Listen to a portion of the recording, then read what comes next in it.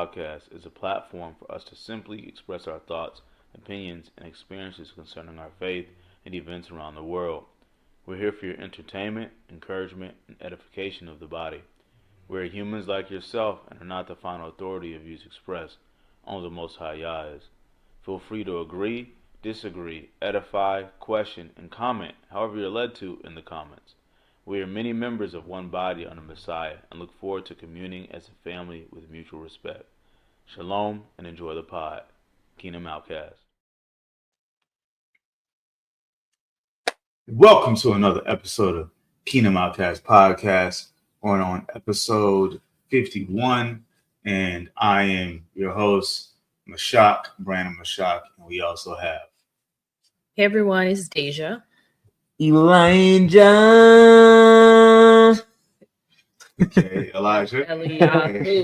Eliyahu. We're glad to be back again here for another episode with you guys. Podcasting the truth of the way.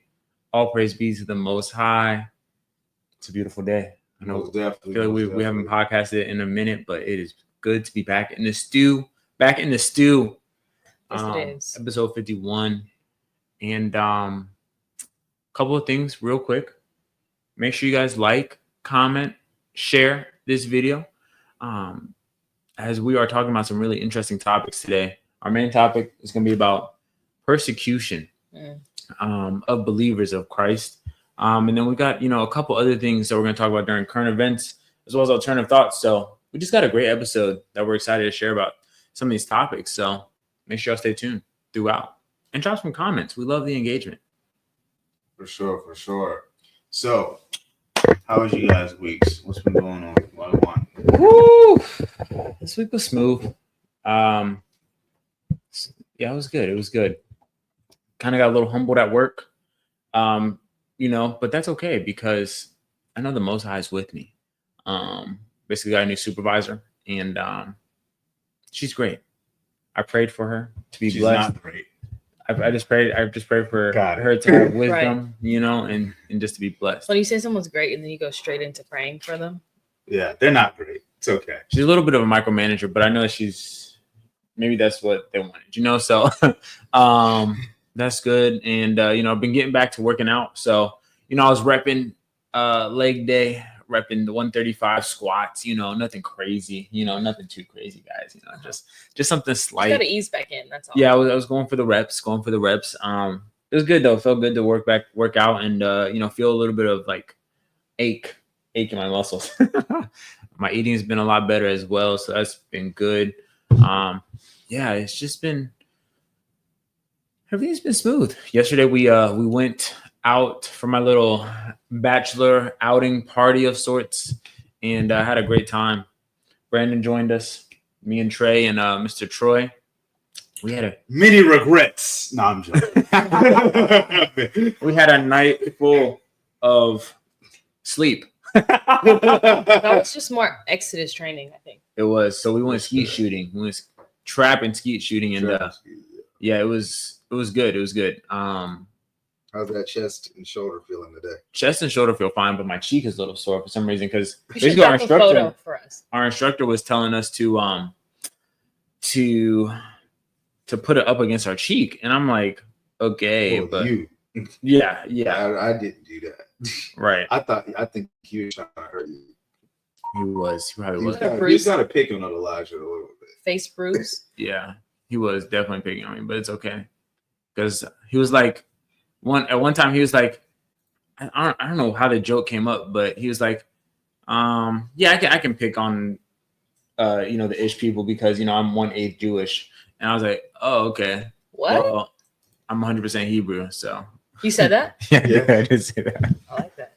I was out there debacling with your chest. Yeah. Well, buddy, Oh man, but yeah, he our instructor, young kid. Yeah. Again, like he got a mouth on him, but you could. I mean, I imagine if you're working around guns and every now and then somebody puts you in a life or death situation because of carelessness, I can see how you could become a pretty big junk talker. Yeah. But yeah, who won? You did, Brandon. Okay. You won, buddy. You won. You won by 1 point, 1 point only. Elijah tried to make a little comeback. Now Brandon did come in clutch, so it was tied 10-10, and then Because like, how does a person win? Like, what was the you have to shoot the target. number of hits? Yeah. Okay. Yeah, from my understanding, it was about 10-10, and then on Brandon's last shot, he hit it. He hit the pressure on me, and I was like, "Yeah, I'm gonna try and shoot this." But you know, my claim to fame was that I hit 3 in a row. I was like, "Okay, I'm feeling myself." But Yeah. Trey low-key had the best stance out of all of us. Oh, yeah. I was like, man, I just kept calling him Elmer Fudge. Yeah. But you know, he wasn't getting too much. But yeah, it's all good. Yeah. He had that Elmer Fudge lean. Yeah. Elmer Fudge be like, Yeah, bro, it was a good time. So it was a good outing, and I really appreciate y'all for making me feel a little special, especially my birthday coming up You too. deserve So to be celebrated sometimes. for spinning. it is slowly moving for sure. It's slowly moving. Okay. I don't know why. I just want to stand still. Just want to see us win. Can you put the weight? Can you like put weight on it to make it use the chain? I think so. It's cool. All right. We're just gonna vibe. Yeah. It's like tectonic plates or something, Yeah. Yeah. So how's y'all's week been? My week's been pretty good. I had a really odd experience. I shared it with a couple of people, but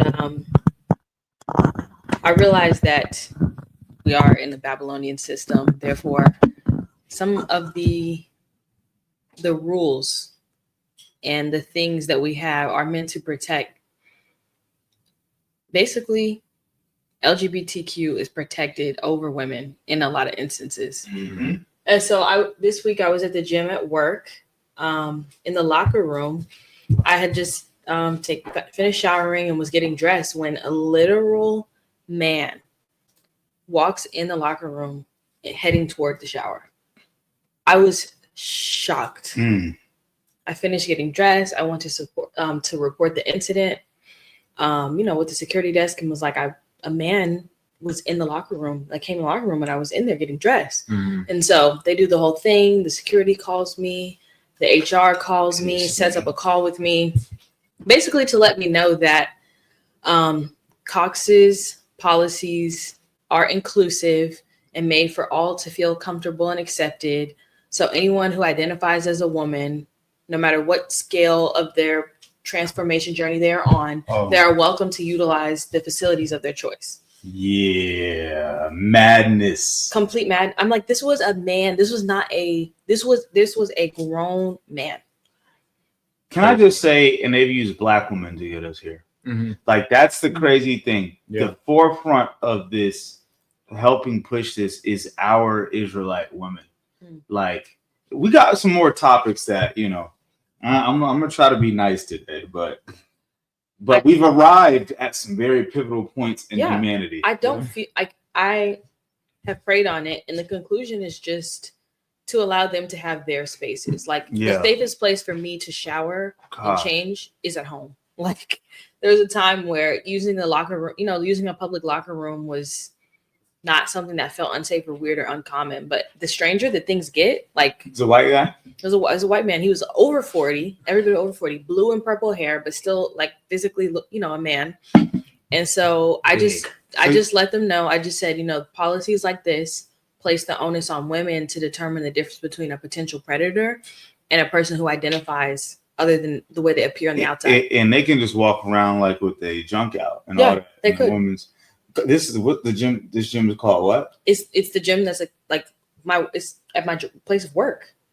They have like gym and shower facilities, like very nice facilities, where I work. So if I was like a husband, I'd be mad for real. Like, granted, y'all are like getting there, but like, say I'm like 10 years into our marriage and we're like at that part of the relationship, I'd probably be storming down there like, what the heck? Yeah. And so we don't. You might get fired after. I literally had to like keep my cool when speaking with HR and security, not be biased, not say anything that would be, perceived as homophobic. So my only comment to them was that the policy puts women in a predicament. Like it makes me have to decide if someone is a predator or if they identify a way that I can't see on the outside.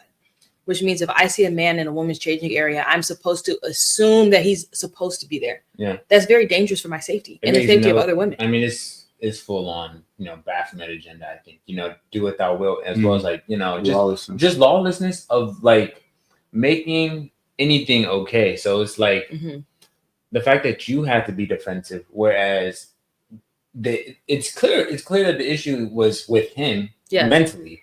And he's like, oh yeah, I'm just gonna be naked in a woman's locker room because I identify as a woman. That's just crazy to me. Right. And so the one thing they asked was like, did you feel threatened? Did he approach you? Did he say words to you? Was he staring at you? You should have said I felt threatened. I didn't say I felt threatened, but by his presence. The truth of the matter, no, he didn't say words to me. No, he walked past me. No, he didn't stare at me. But I shouldn't have to. So then they told me, ultimately, the conclusion was that if I feel uncomfortable, I am welcome to utilize the gender neutral spaces that they have there because they have them because they're private bathrooms. I should use the gender neutral space, not the individual that has the gender issue. Yeah. So in conclusion, I just decided, I just won't utilize those facilities anymore. Bro. It's like that was like, we are totally flipped over. Here we go, America is donezo. I'm just saying. And I thought they said woke was broke and all. No. People, like a lot of companies are moving away from woke. Well, I think because of Trump policies and stuff, but I don't think like it's not like he can be on every company's throat, I guess, about stuff. So private. But his companies have to decide that's what they want. Like I think some, if they continue with woke, even though it's not we in Atlanta push on them. Yeah, you're right. We in Atlanta. No, it was. And the reason, because they asked me, well, did you make the person working in the gym, did you make them aware? Did you tell them right away? And the reason I didn't was because the woman who was working the front desk at the gym that day is also a dyke. So it's like, maybe I should just not use this gym. Yeah. That's quite mad. Say if I had some sisters or something like that was told me there was this. I've been pissed, man. I've been making it. I'd probably be. Yeah, that would piss me off, man. Yeah. I mean, I freaking accidentally when I was going flying somewhere. Where did I recently fly to? Mexico. Yeah. I accidentally walked in and like, and flew right back out. And you can see the look on, one woman's face who saw me. And it's just like, fam, well, what if I decided, I just want to go in there, and this is gender neutral and all this, like the little girls and all that got to look at me like I could walk in there just like this. Yeah. And say, just, it's neutral. Yeah. And maybe break my wrist, to try to play it off. Do all that. You know what I mean? Because apparently there's a difference between sexuality and gender identity. So. Well, we in them times, man. Yeah. Well, I'm sorry you had to experience that. And it's just funny because every time we want to go down those type of rabbit holes and have those topics, I'm always the one that's like, no, let's talk about the LGBTQ community. Let's not speak about them.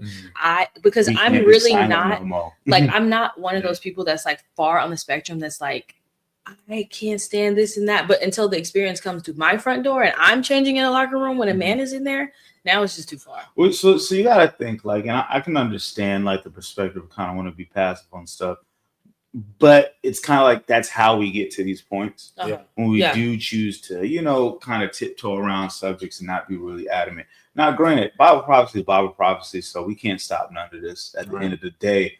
But there are, I think, certain type of situations where, the Most High might give us the authority or power to stop certain things in certain spaces to help change, like, certain individuals' lives. But, I mean, it's, I don't know, it's kind of like pick your poison. Do you want to be out there protesting the streets and do that? Because I feel like they're wasting their time. Yeah. Or, I don't know. You gotta get what I'm saying. I'm gonna take a shower at home.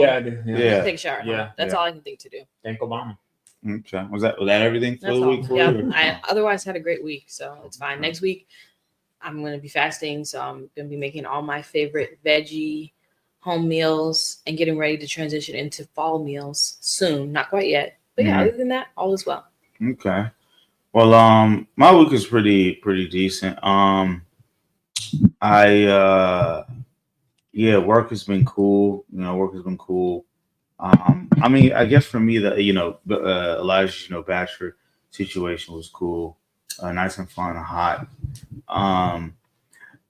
Conversation. What I've really enjoyed. Oh well, and this knee though, I got to figure out what's happened with this knee because it's been giving me issues here and there for the last kind of month. But It's that old age creeping up. Anyways, but my highlight. I have two highlights of the week. One that I peeped the most high is giving me more opportunities to talk about his word. And there's a gift of the spirit that's named in the Book of Nations that I read here a couple times, and they call it's the gift of reclamation of nations. Mm-hmm. And they say it's one of the spiritual gifts that won't show itself into the end times, where a certain Israelites who wake up will. And this is Tribe of Asher speaking this, right? A member of them.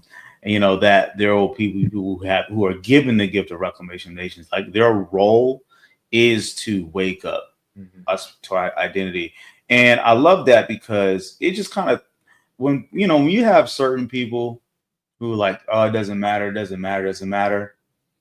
I just like, fam, I don't even listen to them. It's like you're just kind of ignorant of the full scope of the body and our role. Some of us is meant to Jesus. All of us is meant to speak the Messiah and everything. But some of us are going to be more heavy on salvation and just trying to get people through the door. And some of us are going to be more heavy on the meat. Right. And some of us are going to be more heavy on the waking up. I think it's just which body part. Right. When we have to all work together as a body. And I have a couple clients who they've come into some spiritual awakening and kind of been able to open up those conversations, which is highly interesting to them. Just at a birthday party yesterday, came across a whole bunch of classmates, from the Brook, and we was able to go down that that brew rabbit hole. And one of them, I know he's mad into like he was more so into Egyptology, but I've kind of seen where he started to agree with a lot more of this stuff. I hadn't seen him like the last 3 years, right? My dad hit me up a couple weeks ago, telling me, about some older cousin in our family that wanted to talk to me about how I was able to connect our family to the Hebrews, which kind of shows that he actually believes this stuff a lot more now. And I made that call yesterday after Shabbat. And I mean, it was a very fulfilling conversation for him. And look at you out here doing the good work, fighting the good fight. I mean, all praise to the Most High, man. The thing that is exciting to me is that just leave it. We're gonna have to leave it. I'm literally watching it. Or something. I mean, we could put this thing on there and this might stabilize it. Yeah. We could take a quick break. Oh, actually, we can pause it 1 sec. Kingdom Outkasts podcast is a platform for us to simply express our thoughts, opinions, and experiences concerning our faith and events around the world. We're here for your entertainment, encouragement, and edification of the body. We're humans like yourself and are not the final authority of views expressed. Only the Most High Yah is. Feel free to agree, disagree, edify, question, and comment however you're led to in the comments. We are many members of one body under Messiah and look forward to communing as a family with mutual respect. Shalom and enjoy the pod. Kingdom Outkasts. Well, we're back. Technical difficulties fixed. Yes. Basically what I was saying, man, I just I like, you can feel like you're not being perfect in your walk. You messed up here and there. Yeah. But the Most High still uses you, and that feels good. Lastly, what I'll say is, one of the, and also, I think one thing I love is that I'm noticing I'm experiencing a little bit more empathy. Aww. That's something I've been. Wait, you are sharing more empathy. Yeah, like I'm feeling it and actually actioning in it. Oh, okay. Yeah. I mean, most highs, is open up some opportunities for me to just, help people more here and there. It's caring. And then lastly, I'll say one big highlight is shout out to Dr. Pastor G. Okay, GCL Media. I want to make sure I got that right. GCL Media. He's a really, really great, pastor who's on social media, Instagram. He teaches a lot, about the word, about what words mean in their original. GCL Media LLC. All right. You can probably find it on Instagram too and YouTube. Really, I mean, this is one of them super knowledgeable guys. Like, I feel like of the bishops and pastors that we've talked about and that we know we've met, I mean, I think he's like top one. You know what I'm saying? Yeah. And I think he's non-denomination, right? But he knows people like Darby. You know what I'm saying? But he did a class. I purchased a course from him where he taught the Proto-Sinaitic pictorial Hebrew. And it's basically, when you think about a mouthful. Yeah. So Proto-Sinaitic means the Hebrew that was found on Mount Sinai that Moses most likely spelled. And if you think about Hebrew language and how it's developed over time, first it was just pictures, okay, right? And then it became like the letters, right? And then you have words, kind of like, if you've seen like Lashawan or Paleo Hebrew, which only have 8 vowels. Yeah. And then you see, modern Hebrew, which is really just Germanic, Yiddish, not even really Hebrew, to be honest. And it was so deep because, one thing I was doing with Pastor O's messages, not Pastor O, Minister Israel's message, this past PCC, is certain words like glory, or whatever. I was looking up, well, what is it? What is the Hebrew, not just the Hebrew word like strong coordinates, but what is the Hebrew lettering?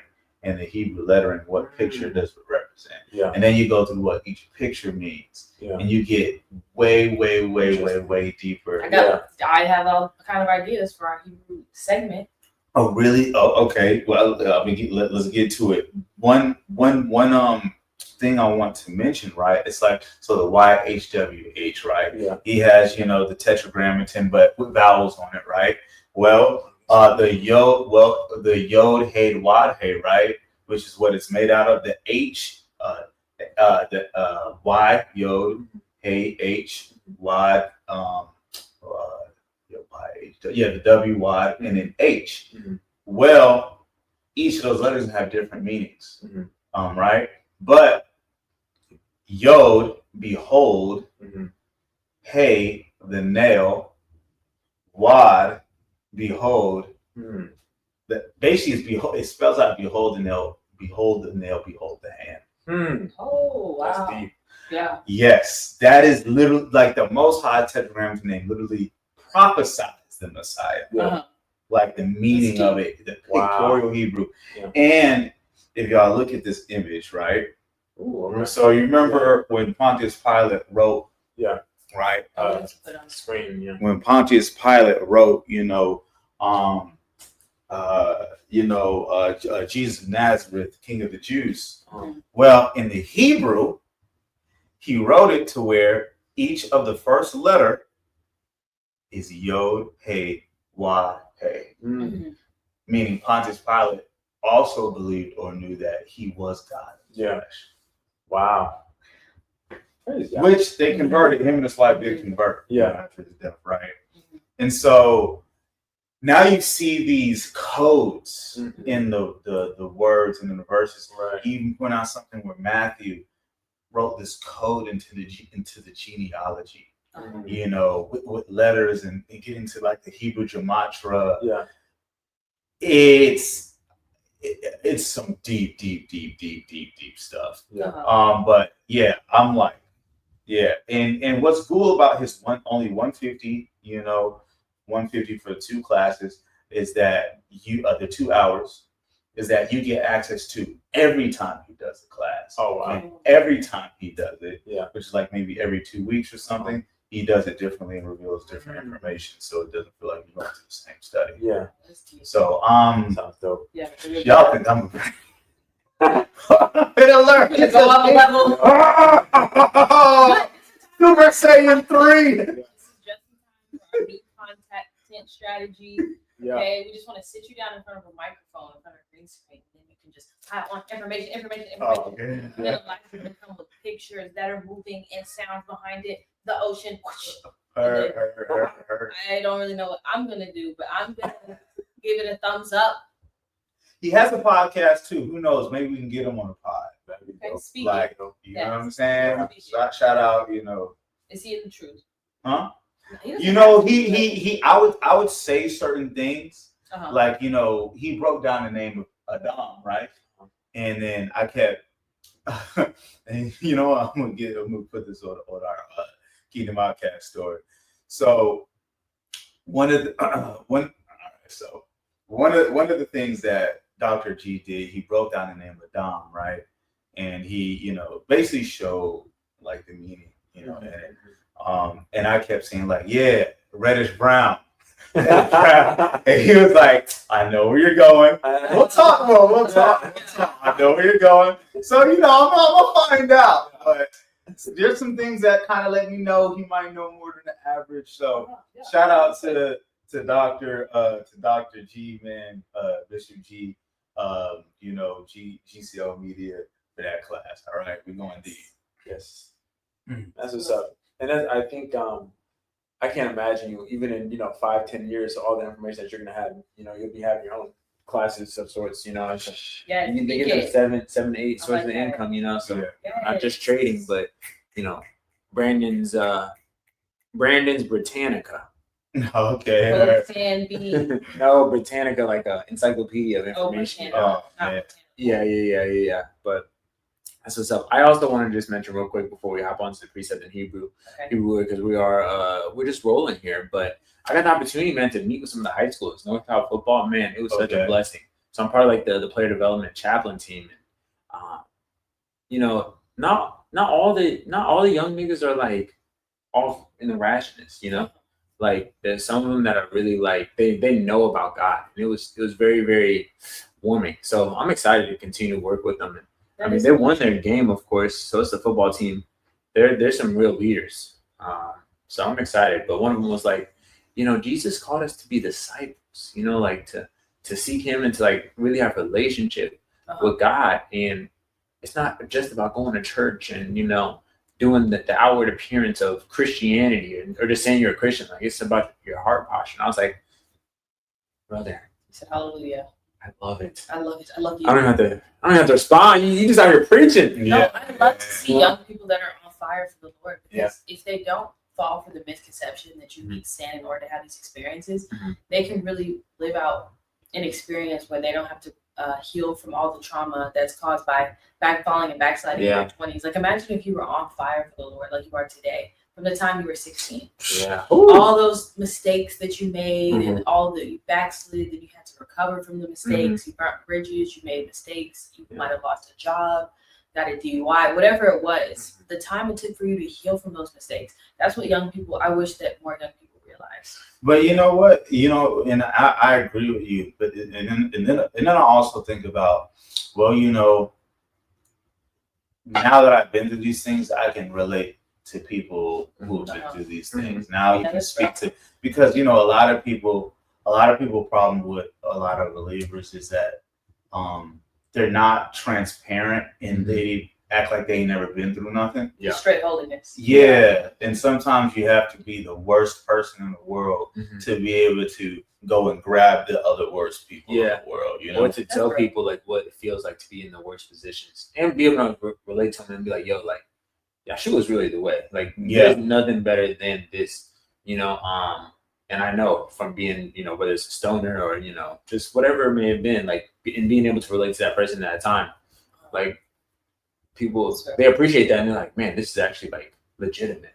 I just see like that in the future, like, a lot more of our young people in the upcoming generation are going to be called to holiness. For their life. That is their life. You hear about those stories of maybe a Samson or a Samuel who was born for the purpose of holiness, and that is the way they walked. Nowadays, it's like even if you were born into with much faith and you have faith at a young age, you have to fall off in order to this and that. Like some of our young people are going to be called to holiness. Yeah. That's my prayer at least. Yeah, high schoolers they're increasing their faith, I believe. You look it up on Google. Someone watching, please just go check on Google. The percentage of high schoolers, I think it's like 45% or so, like that is increased from like maybe like 15%, but up to like 45% of high school age teenagers giving their life over to Christ. So Yeah, it's beautiful. most definitely, man. That's dope. Let's get into our precept. Okay. So today's precept, I think I'm taking a page out of Brandon's book today, but I recently was introduced to the Apocalypse of Paul. Well, I would actually think this might fall in the category of pseudographical. Pseudographical? Yeah, pseudographical, meaning it was never canonized. Okay. But yeah. Okay, so pseudographical. Yeah. Literature. And so I'm going to read 7 through 18. It's pretty long, so bear with me, but it's really good. So starting at 7. Behold, then ye children of men, the creature is subject unto God, but mankind alone sinneth. Therefore, ye children of men, bless ye the Lord God without ceasing all hours and on all days, but especially when the sun setteth. For in that hour do all the angels go unto the Lord to worship him and to present the deeds of men, which every man doth from morning until evening, whether they be good or evil. And there is an angel that goeth forth, rejoicing from the man to whom he dwelleth.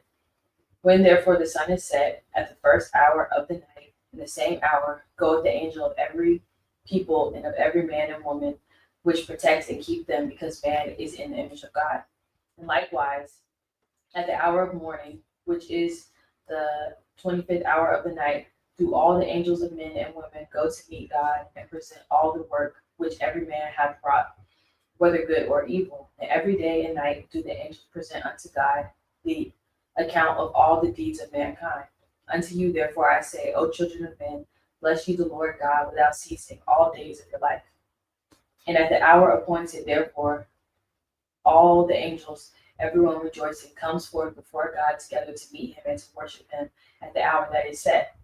And lo, suddenly, at the set time, there was a meeting, and the angels came to worship in the presence of God, and the Spirit came forth to meet them. And there was a voice saying, Thence could ye, our angels, bringing burdens of new?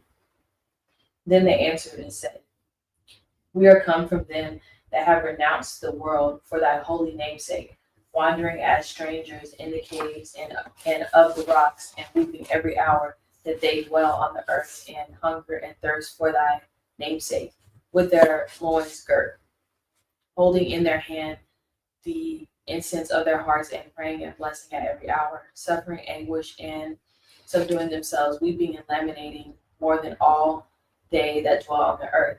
And we that are their angels do mourn with them. Whether therefore it pleases thee, commands us to go and minister, lest they do otherwise. But the poor man, then all that dwell on the earth. The sense required as shown by GR. That is that the angels ask that these good, this is like an insert. The angels ask that these good men may continue in goodness. And the voice of God came unto them, saying, Know ye that from henceforth my grace shall be established with you, and mine help, which is my dearly beloved Son, shall be with them, ruling them at all times, and he shall minister unto them and never forsake them, for their place is his habitation. When then these angels departed, lo, there came another angel to worship in the presence of the Majesty, to meet there within, and they were weeping. And the Spirit of God went forth to meet them, and the voice of God came, saying, Whence are ye come? Are angels bearing burdens, ministers of news of the word?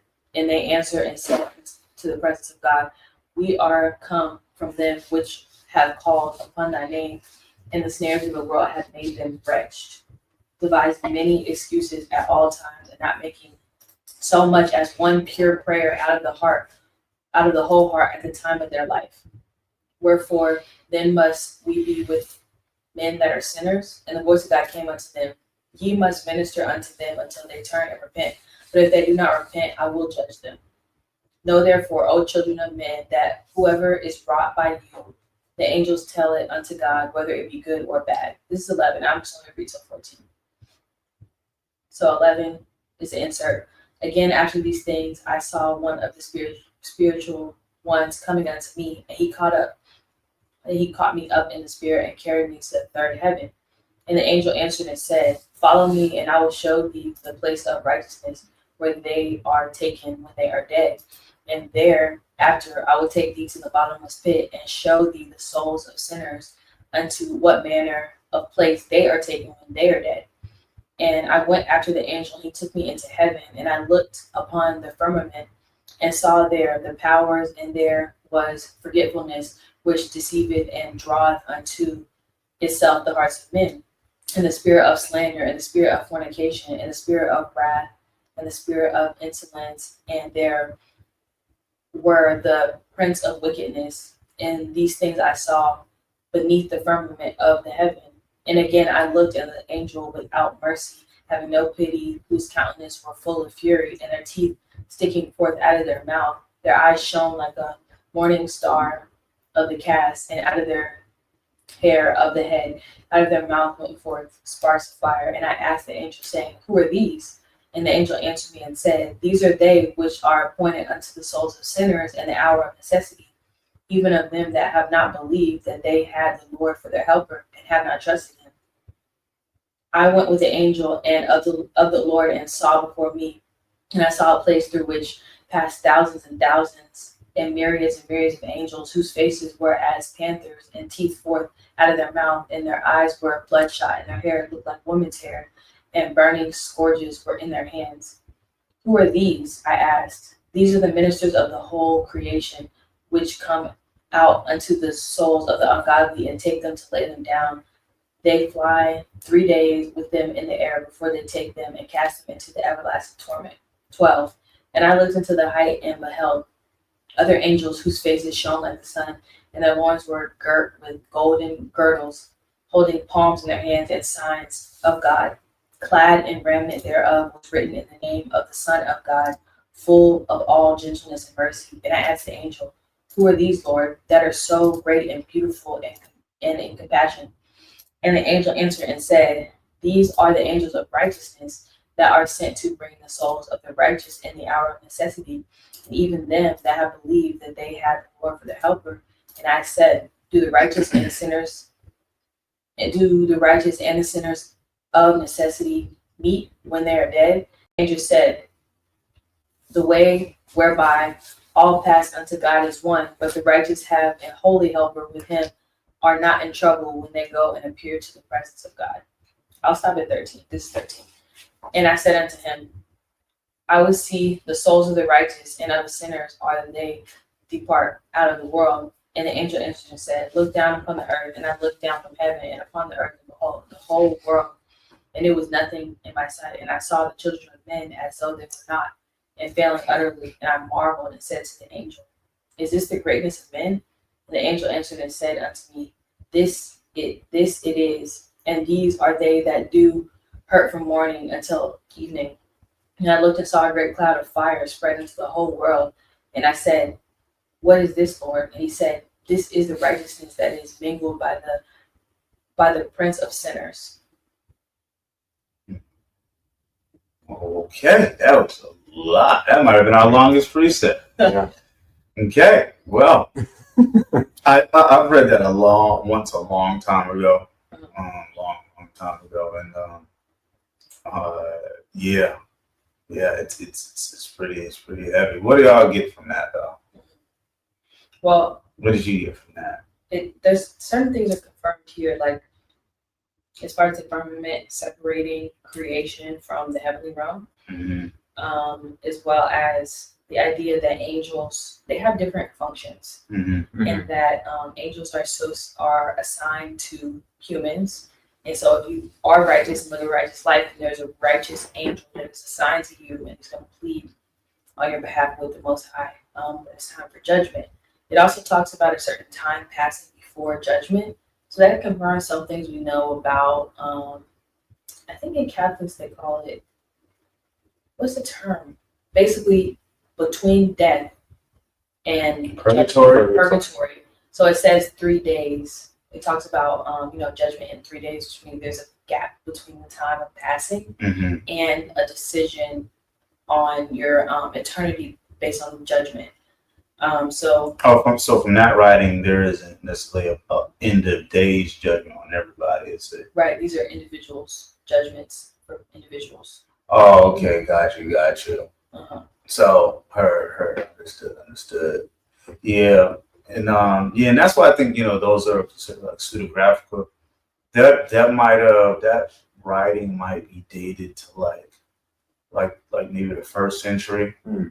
Like I think historically, what is believed that it's not necessarily Paul himself who wrote it, but somebody inspired by Paul, or maybe got knowledge from Paul, possibly like early Christian writing. About his revelation, about when he went up to the 3rd heaven. Right. So it's one of those writings that like circulated in the early church. Some believe like it inspired, some not. It's something that was debated, right? Which is why it's never canonized. But it's definitely good knowledge, and I definitely do think it definitely bring what at least definitely does bring like a wider perspective of what judgment might be like. And what the function of angels and stuff, possibly work. Like I wish I could live in that time to like I guess get more perspective of like what experiences. Because some might read and say, okay, that aligns with the Bible. Some might read that and say like, well, it sounds a little bit different as far as what judgment would be like from what you find in the Word. Yeah. So it's like I would ask, like, I really would want to see what are the experiences that shape, I guess, what they came out to write. But yeah, it sounds like it was a dreamlike state experience, and then the details of how different people judge. It goes on to talk about judgment and the different levels of heaven and the different levels of hell and the abyss, and how everyone's judgment is more of an individual experience, like Dante's Inferno type. Situation. Like, have you ever? I don't know if you ever heard of the movie or the perception of Dante's Inferno? Yeah, where he talked about the levels of hell, right, and all of that. There's quite a few apocryphal texts that kind of, or pseudographical apocryphal texts that kind of touch on that. Like the Apocalypse of Peter talks about hell and its various, I guess I don't want to say stages, but different levels based on like the predominant sin that you had. Apocalypse of Paul talks about it. It like the way it was written, it kind of reminded me of the Book of Enoch, like in how it was like set in heaven, and then how you have various angels taking places, and you're asking, or Paul was asking questions, Enoch was asking questions. So it was interesting read that I found out this weekend. It was off that interfaith.org. What we'll do is we will put this link to this site, if that's okay with you, Brandon. We're going to share your resource. Share this gatekeeper. Yeah. But there's a lot of apocryphal text on there, so and pseudographic. Yeah.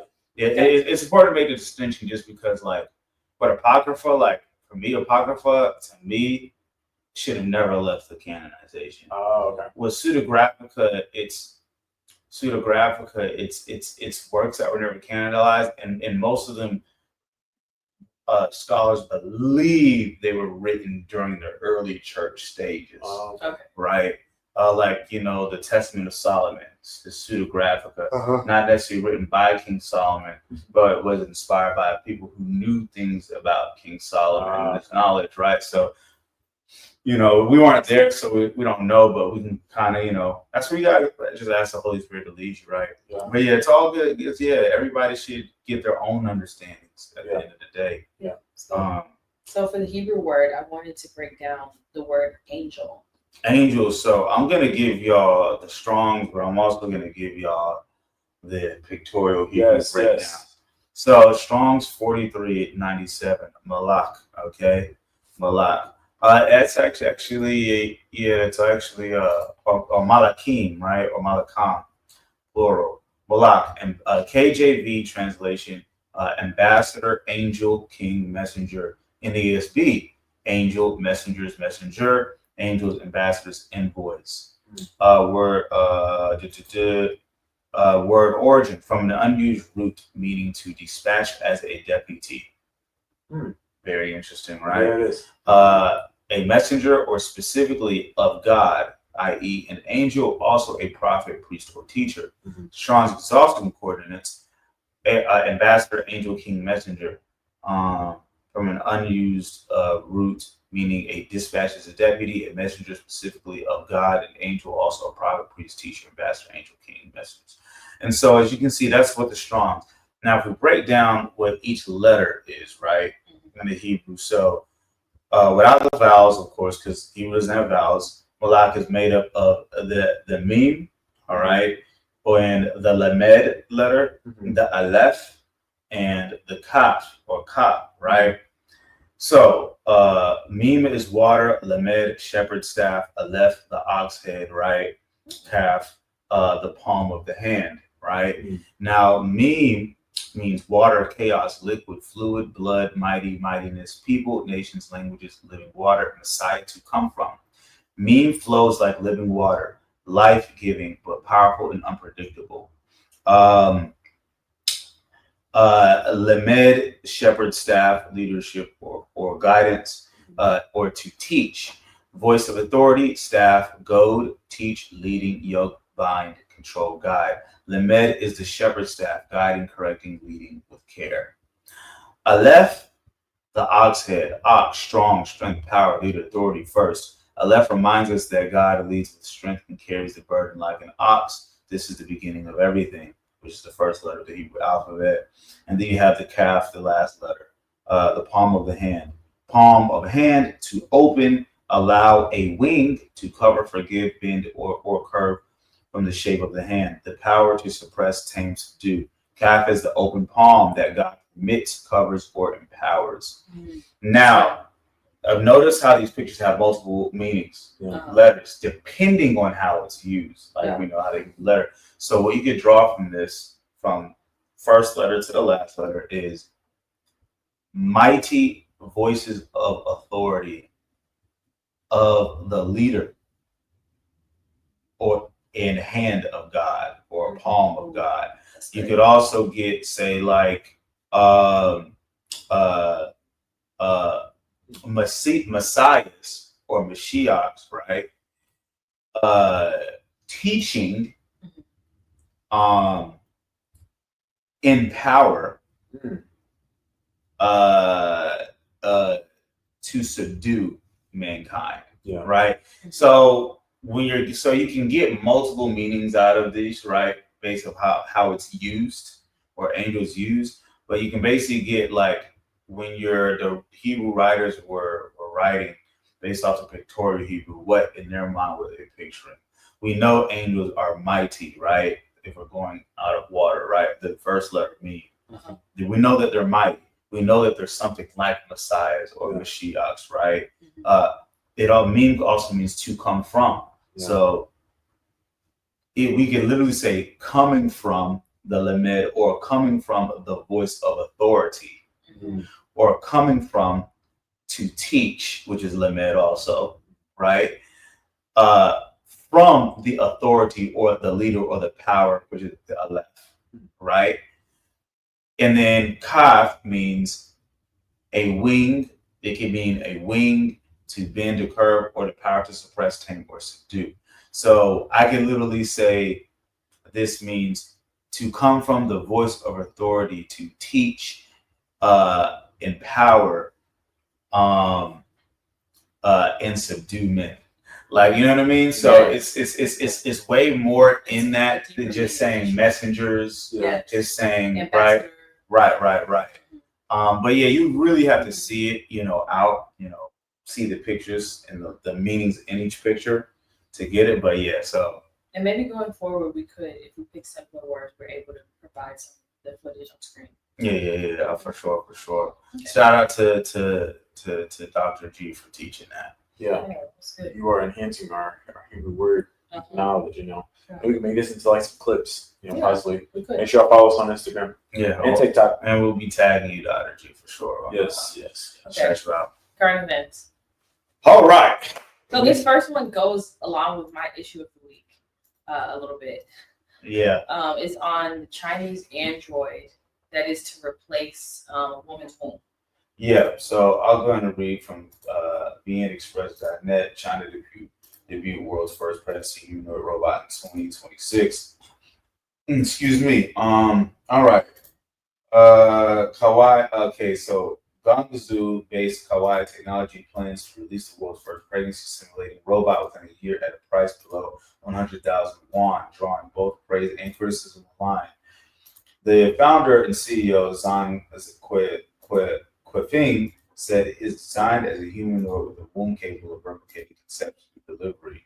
Hong Kong news outlets Standard report citing Chinese media. Quote, the artificial womb technology is already in a mature stage, and now it needs to be implanted in the robot's abdomen so that a real person and the robot can interact to achieve pregnancy. Oh my God. What? But what about So the egg? they shooting? So they still nothing up in that? What? Yeah. They still need a woman's egg though. They made the. They inseminate the egg. I don't think. They inseminate it. Like you still need the egg. Well, maybe they'll talk about it. Okay, the artificial womb technology is already in mature stage and now needs to be implanted in the robot's abdomen so that a real person and the robot can interact and achieve pregnancy, allowing the fetus to grow inside. Zhang told Chinese science and technology outlet. Ew, this is so disturbing. What? Unlike an incubator, the pregnancy robot's womb would be filled with artificial and amniotic fluid with nutrients supplied to the fetus via a hose. Zhang, a PhD graduate from Nanyang Technological University in Singapore, said that the technology is aimed at young people who want children but wish to avoid biological pregnancy. Quote, I initiated development to solve the population decline issue, he said in the video interview posted on Chinese social media platform Douyin in August 8th. Quote, while commercial surrogacy is designated as illegal, I want to meet the demand of those who do not wish to marry but want to have children. He said the prototype will be available within a year. A year. 2001. This is. Critics have said the device was a quote cruel for a fetus to be born without connection to a mother. I agree. Quote, and that it completely violates human ethics. Cruel is a perfect word. Yeah. This is how you get children born like soulless. So I'm gonna say this one last thing. Other expressed hope. Honestly, I think this is already happening. Honestly, this is already. Others expressed hope it could help couples facing infertility. Quote, I tried artificially inseminating 3 times, but failed all of them. Now I have a chance to have a baby. Quote, one person wrote. I predicted this years ago, but go ahead. We didn't write this on our board of things that we're going to talk about, but Bill Gates is on this Africa trip to basically promote birth control and IUD. We might as well connect it, get it out the way. Yeah, I don't have the article, but like it's like you see the connection between this and then basically he's like, all right, well, we're gonna create a problem and then here's the solution. Yeah. You know, like over here with these Chinese robots, but I do know the Japanese men are pretty freaky. So I know like sex robots are pretty common over there, but to actually have like a child, a byproduct of it is to kill 2 birds with 1 stone, and we can reply to all of it because we got a good amount. Let's just kill it real quick. Gates Foundation launched a contraceptive in Kenya and across Africa. Gates Foundation is set to introduce a groundbreaking contraceptive in Kenya and other African countries. A hormonal intrauterine device, IUD, capable of preventing pregnancy for up to 8 years. This marks the first contraceptive of its kind to be made widely available on the continent, aiming to improve long-term family planning options for women. That's about that's the main thing. Yeah, they are trying to extinct women for sure. Oh, my bad. I was just gonna say, I just think. Yeah, we need to respond. Unpopular opinion. Some areas and places where they're experiencing population decline and birth rate decline and infertility could be judgment. So it's kind of like trying to reverse the Most High's judgment by replacing his natural way with, robotic and demonic ways. Mm. And I also think that, like I said a few minutes ago, it's kind of like my theory on surrogate babies and questioning the souls of the children, because the word says that the soul is created at inception. So when The spark. the spark. So when you inseminate someone, where is the soul being created? That's what I question. So if it's an issue of inseminating an artificial womb, how do we know that the byproduct isn't just flesh? How do we know that it has a soul? Like it's not something. This was Like you can create flesh, but you can't create souls. You know, I actually, in the Book of Remembrance, it actually talked about kind of this very thing happening in the from the bloodline of Cain. Okay. It talked about how the B'nai Ha-Elohim taught women incantation of witchcraft to create Nephilim. And so there was like, in what it wrote, there's like two different types of Nephilim. You have the giant perspective and you have chimeras. Mm-hmm. And it was talking about how these soulless type of chimera like beings were being created, you know, like centaurs, mermaids, and how they were just untamable, you know, and were just killing humanity and had no moral compass. Yeah. That's so what this sounds like to me. Yeah. If you were inseminated into a womb of a robot, I don't think you would have the normal emotional empathy and emotional connection to other humans. Yeah, you know, a couple of years ago, you know, when just a lot of like, you know, we got to realize civil rights was just a Trojan horse for like a lot of stuff, right?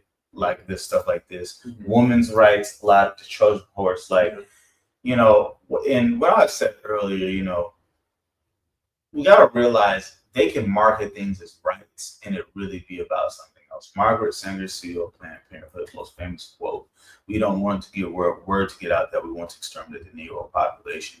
And she was a devout worshiper of Moloch and heavily connected to the Bill Gates family, right? Rothschilds too, I think. And notice how they're introducing this to the Chinese population, but in African countries they're promoting stunting to stunt the fertility rate. See, it's kind of the whole thing where, you know, the Roe versus Wade was like a big conversation about a couple years ago. They were trying to repeal some things, and it's like, well, we don't realize that it's not about them trying to take away the rights of women. It's more about they realize that the European population is declining while ours is excelling, just like the Israelites was doing in Egypt. Same with his mom too. Yeah, his mom, like they're averaging like their family's 8-10 people. Yeah, like when you have that many people, it's just like, well, now you're not going to stay in power. Yeah, you know, European nations are realizing that maybe that's what they're trying to come up with these solutions. But like you said, Deja is just this kind of goes to also the conversation. You know, it's stupid red pill talk people talk about, but like the prize, who is this and who is that, and who does life come from? And you know, I don't think everybody is equal. Nobody's more important. But you got to think, when you really talk about like man and woman create life together. But I said a couple years ago, well, women can go extinct and humanity can somewhat still progress. It's wickedness, right? This is wicked, but this is literally like, you know what I mean? This is literally, all this stuff is built to create a type of woman. I don't need a man. All this is more important. I want my life like this instead of family. And guess what? Now you've righted yourself into extinction, because once this is perfected, who's to say there's not going to something come about where they're just going to where women won't become the main target of genocide, right? If you really think about it, the elites, the top elites aren't women. It's gay men. It's LGBTQ men that want to be with men. Y'all remember I read that, the Gay Manifesto? That where the writer talked about how, you know, starting Greek organizations and wanting to sodomize boys and stuff and this and that. Do you remember I read that the Gay by Michael Swift? But yeah, it was wild. Yeah, it's like super early episode. This is that. Yeah. Like, you know what I mean? It's really the same rendition of the garden. Eve, you know what I mean? Yeah. Eve, the Hashatan hates the woman because the Most High predicted the seed of the woman against the seed of the serpent. That's good. Yeah, that's a good point. As far as the woman and the seed, which is why I say okay, yes, you can do this, you can do that, but you still need the seed, you still need the egg. Like, well, yeah, well, I don't know the science. They say a woman's womb is dead until the egg, so the sperm fertilized. Whatever the language is, doesn't make anybody more important. It fertilizes to an egg. Got it. Okay, egg. Well, again, I don't know all of it. All I'm saying is that it's wicked. You know what I'm saying? And we got to stop falling for all these agendas. Yeah. That's really just trying to get rid of women. Because once they get rid of women, I mean, granted, they are feminizing men. Yeah. And then they're also trying to get rid of women at the same time. All they want is LGBTQ men left. Or Baphomets left, transhumanism left, It's just towards that agenda, transhuman for sure. Yeah, so. So should we get into the video? So I think the next clip we had was a reaction video to the former VP of Pfizer speaking against the 2030 agenda. Yeah. That's real interesting, man. And you got Snopes over here trying to go on the website, even trying to speak against him, saying conspiracy theorists and him. Like, bro, this is a VP. Who is Snopes? Snopes is one of the fact checker websites. Oh, okay. Yeah. All right, here's the video. Okay, can't hear. I've learned when people tell you what they're going to do, don't ignore them. So when the UN and Bill Gates and Klaus Schwab tell you that they've got a UN 2030 plan with sustainable development goals, I think there are 17 or 21 of them, and every one of them says you won't be traveling, you won't have a private car, we won't be using international shipping to move goods around, there won't be any flights except military or perhaps very rich people. You won't own anything and you'll be happy. You probably won't live in your own house. You'll be using much less energy for everything, including heating, manufactured goods, and so on. When they tell you that, you should assume that they're serious about it. And so I think COVID has been part one of a multi-act play that's going to take 10 years that will destroy the liberal democracies completely. If you think living in a democracy, now ask yourself who you could vote for that would change this. Because I don't think there's anyone you can vote for anywhere that is guaranteed. So I don't have an answer, but I'm telling you, I think we're sliding down through the gates of hell. I'm speaking out. There's nothing in it for me. I've lost lots of money, all my friends. I'm away from my home and family. And I'm speaking out because as I close, I am absolutely sure what I've told you is substantially true. Look, man, like everything we've been saying. This is more persecution, though, because even though it's not about the word, he's saying, I've lost everything. I've lost family. I've lost every friend. I've lost money. I've lost business. Like, you can't speak. Basically, that's what comes with speaking the truth. Yeah. I mean, you can not be a believer and speak some truth. Mm-hmm. You know what I mean? I don't know what his beliefs are, but one thing I've never kind of noticed about the 2030 agenda, because I've heard the main tagline about how you'll own nothing and you'll be happy. We know that. Mm-hmm. But he also talked about like drastically reducing consumption. So that means some sort of sacrifice is going to have to be made. And maybe that's what the 15-minute cities will be for, so that everyone will be utilizing less energy, heat, power, less water. Some kind of way they're going to like go very conservative on our rights and ability to utilize and consume. Yeah. I was just going to say, like, here are the sustainable development goals. I'll just read them off. 1, no poverty. 2, 0 hunger. 3, good health and well-being. 4, quality education. 5, gender equality. 6, clean water and sanitation. 7, affordable and clean energy. 8, decent work and economic growth. 9, industry, innovation, and infrastructure. 10, reduced inequalities. 11, sustainable cities and communities. 12, responsible consumption and production. That's affecting how much you eat and everything like that. 13, climate action. 14, that's how much you fly. 14, life below water. Interesting. 15, life on land. 16, peace, justice, and strong institutions. And 17, partnerships for the goals. So these are all the sustainable development goals. But you can see, like, they kind of make them sound good, but the agenda behind them is not. Like, even some of these don't sound good. Like responsible consumption and production. Well, how about y'all stop polluting the rivers with your toxic waste from your plastic chemical plants, and stop flying on private jets and just fly commercial like everybody else, or like it's just things like that. So even with gender equality, I mean, you literally experience a 2030 UN agenda example at your workplace, being in effect, So. And they sound so good. Like if you were to just read those, I think any person would read this and say, yeah, if I had a society and I was the president of a place, yeah, I would want those 12 or 16 principles. It hit me though. It was like, he's like, yeah, this is a 10-year plan. I'm like, wait a second, this is the 10-year plan because COVID happened in 2020. Like it's a 10-year plan to get into us 2030. And I do believe that there's going to have to be another sort of event that furthers the catalyst toward getting us towards this full-on agenda.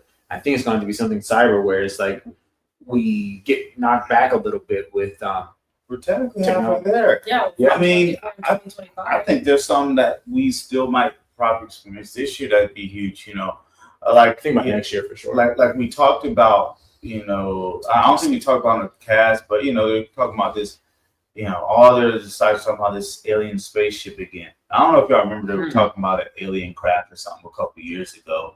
But they're now, they called it some type of name, Prometheus or something. But now they're talking about there's one by the sun and it's going to be here by November. You know what I mean? Like the scientists and all this stuff. What's crazy is that Swift in its integration with Banks is in November too. Like that's the end of the migration, supposedly. Yeah. So dates are important. So yeah, I mean we're halfway. It's been 5 years already, bro. Since COVID. Like it kind of felt like just like yesterday the world was in a frenzy. But so 5 years in it's interesting. Like we're approaching that. Yeah. That new world order is going to be and look, the United Nations it just moved to Kenya, right? Like, or like you said, maybe within the last year they did, but yeah, they're gearing up for stuff. And those funny is East. Remember the movie 2012? Yeah. At the end of the movie, when the whole world was destroyed, where did the 2 remaining out of 5 ships sail into? East South Africa. Oh, no, It was East Africa, right into Kenya. The United Nations just moved there. Interesting. Yeah. Well, one thing is known as the fault line. Oh. There's a fault that's kind of, they believe, a one big earthquake caused East Africa to break off from the rest of Africa. Interesting. Who knows? Is that Israel or not? I'm not sure, but yeah. They believe a lot of Eastern Africans believe that fault is a part of Bible prophecy. Okay. I gotta learn a lot more about that perspective, but yeah, man. Heard it from his mouth. Like that's not conspiracy theory. That's like Vice President of Pfizer. He would know. Okay, this next one is interesting, changing paces a little bit. Don't have a picture for it, but the rabbit tentacles. Yeah, that I don't want photo because it's really creepy, and I don't understand. What's the next? Send me that one. Oh, I don't know. I can't look. Yeah, it's pretty nasty. Rabbits with tentacles. Oh yeah, they got a real photo here. It doesn't look like AI. How did they get a photo of that bunny and not get bit? I used to have a bunny named Maurice, and it just makes me sad. The bunnies are out here suffering. Yeah, they're Chimera and the bunnies. Yeah, I just airdropped it to you. All right, y'all. So basically, we recently found this article of in Colorado, bunnies. They basically are turning into The Last of Us. The Last of Us. If y'all know what The Last of Us is, it's a video game that they made into a TV series about this fungus. Oh, dang. Yeah. Yeah, imagine seeing that in your backyard. A group of rabbits in Colorado with grotesque horn-like growths may seem straight out of a low-budget horror film. But scientists say there's no reason to be spooked. The furry creatures really have reacted relatively common virus. The cottontails recently spotted in Fort Collins are infected with the mostly harmless papillomavirus, which causes wart-like growths that protrude from their faces like metastasizing horns. Viral photos have inspired a fluffle of unflattered nicknames. Frankenstein clown, these demon rabbits and zombie rabbits. But their affliction is nothing new, with the virus inspiring ancient folklore and fueling the scientific research nearly 100 years ago. The virus likely influenced the centuries-old jackalope myth in North America, which told of a rabbit with antlers or horns, among other animal variations. The disease in rabbits also contributed to scientists' knowledge about the connection between viruses and cancer, such as human papillomavirus that causes cervical cancer. No, these rabbits have an HPV. That's an HPV. That's literally an HPV. Okay. Yeah, these ads that keeps popping up are ridiculous. But yeah, man, that's nasty. You know, they could be lying. I have not done my research to see if they're lying. Research on bunnies and then set them free. You know, I mean, but yeah, like it's pretty creepy. It's pretty creepy, and I see rabbits a good amount here and there. You know, I definitely think it's creepy, and you know, who knows? They could be lying. It could be something that they gave rabbits to so they can joke on humans, or it could be a really common thing. But should we jump into the main topic, or do you want to go to the yeah, I'm cool. What's the main topic? main topic? So today I wanted to open up a discussion. Oh, we're at 1 hour and 11 minutes. I don't know. Oh, okay, we'll skip. Do you have one more? No, we'll skip. We gotta talk about this because those are still important topics. But I understand it's gonna be a 2 hour podcast. Having some technical difficulties. Oh. Can't go on camera.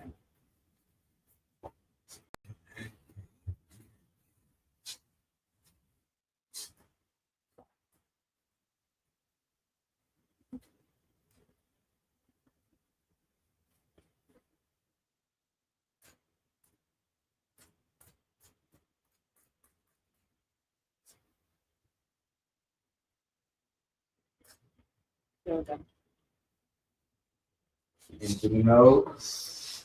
No. You were screaming again. There you go, melatonin.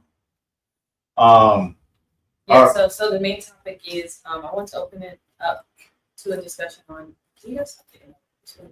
I mean, look. Got it.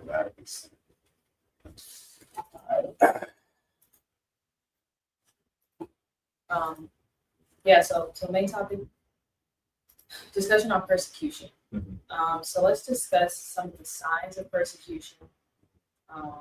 If we could go into preparation, as well as what persecution is not. Yeah. So kind of like the difference between persecution and what judgment may look like on a group of people.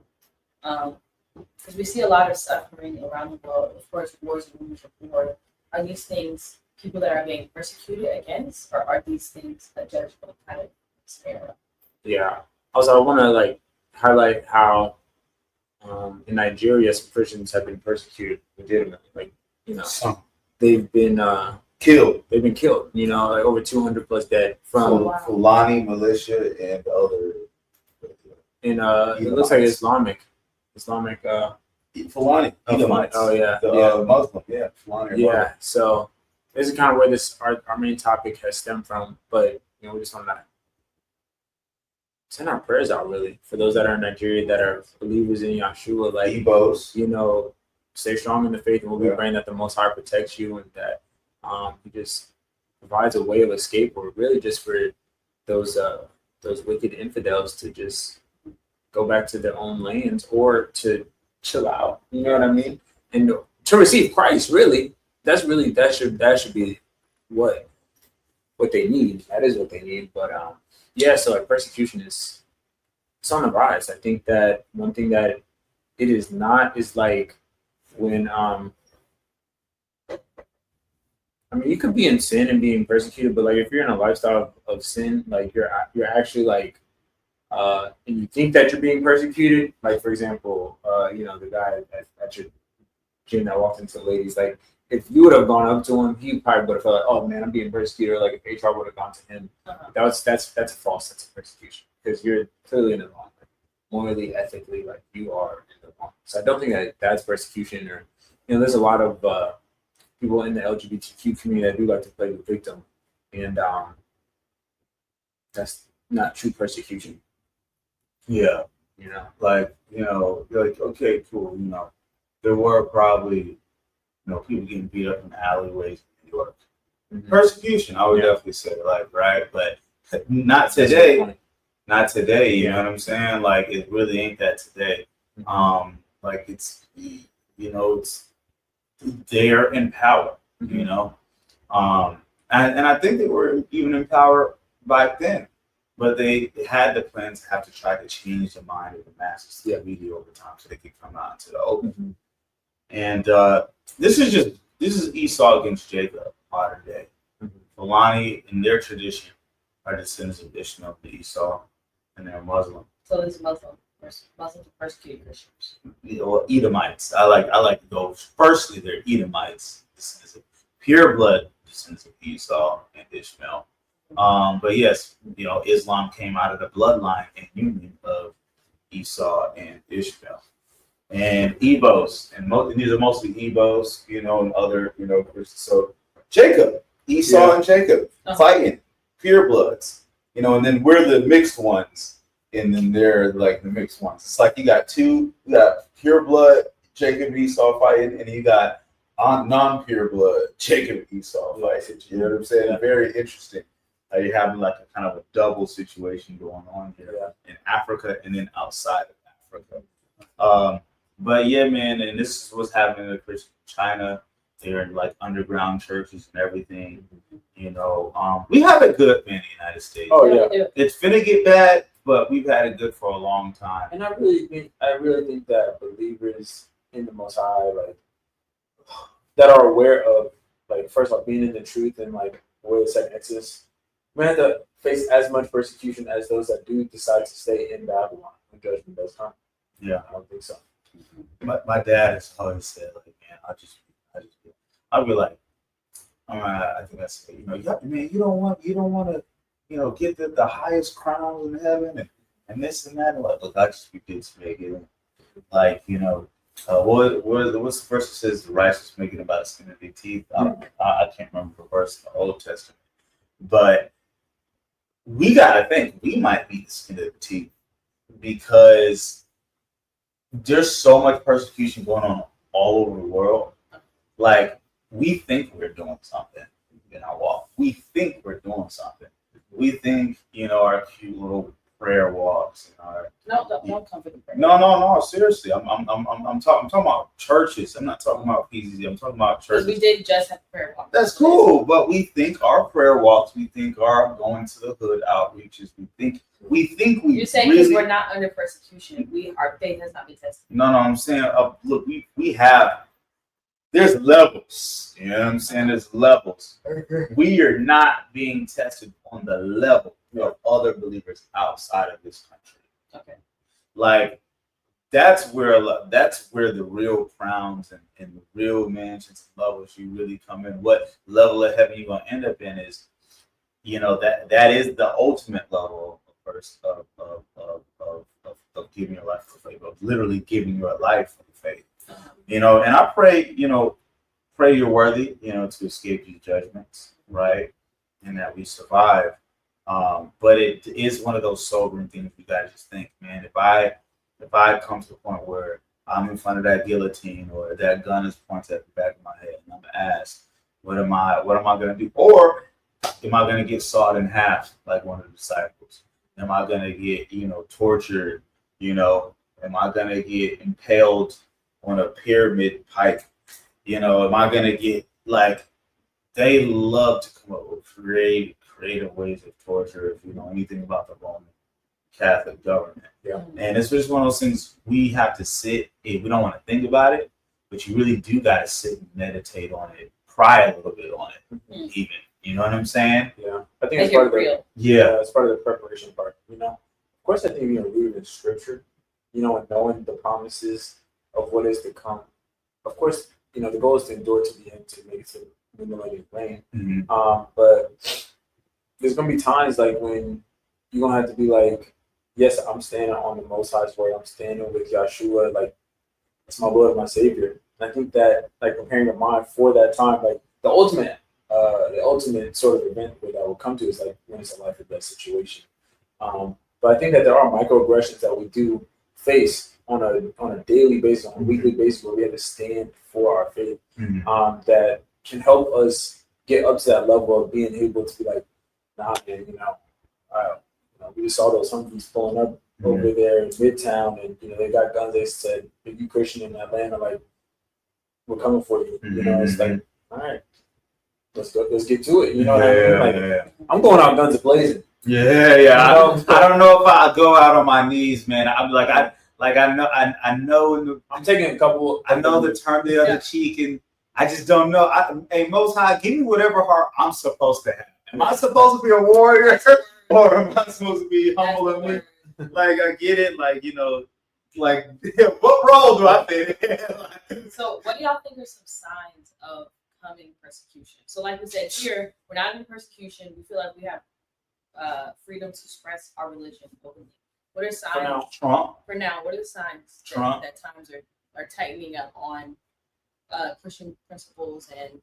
Yeah, actually, what Trump did recently, he just allowed for DC basically to become federalized with all the army and the government agencies that are now able to crack down on crime.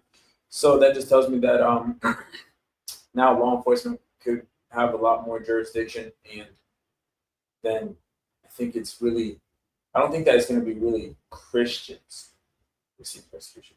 I think it's those that are Shemitic, you know, those that are in the truth and are believers in Yahshua, but are Israelites here in America. His role is to make believers hateable. So by the time the power is passed from him, those laws can still be implemented and now curve towards, you know, the broader believers. Like, you got to think, like, Trump poses as a quote unquote Christian, but he's also said very quickly in one, you know, this video, but I'm not Christian, even though he said he was before. Oh, you said that in the video? Yeah. Do y'all remember when he held the Bible upside down in front of the White House? Yeah. You know, that was during the riots. Right. Did I show you guys on the Church of Satan website the highest degree of Church of Satan? Oh, shoot. This is, oh man, watch this. I was getting a little nervous looking that stuff up on Google when I was putting the video together. Yeah, that's like how else could you? Yeah, you have to look it up and find it. Yeah, no, the Church of Satan.com, the hierarchy of the Church of Satan, right? Church of Satan.com. Look at the fifth degree, the highest degree. Wow. MAGA. Show that on MAGA. Show that on the screen. That's crazy.